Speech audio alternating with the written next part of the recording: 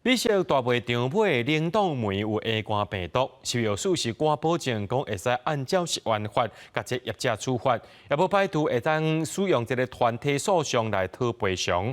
不过，长期以来，这个维护消费者权益的消基会就指出讲，无论是政府对业者的行政法，也是根据着法院的判决，业者爱护消费者的赔偿，这金额拢伤过价，真好对于业者有经过效果。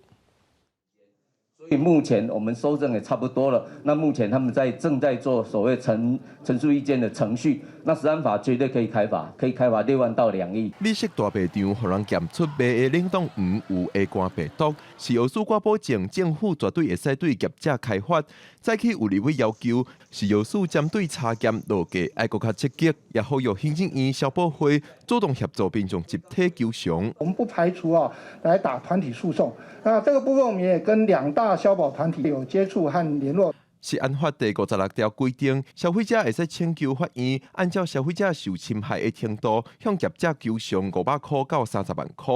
根据第44条，政府也通对业者处6万到2亿的行政罚。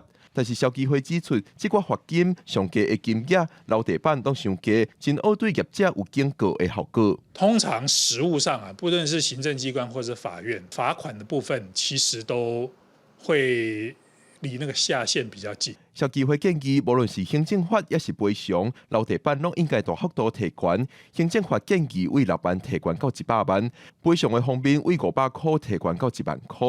若无，啥人会为着500块去打官司？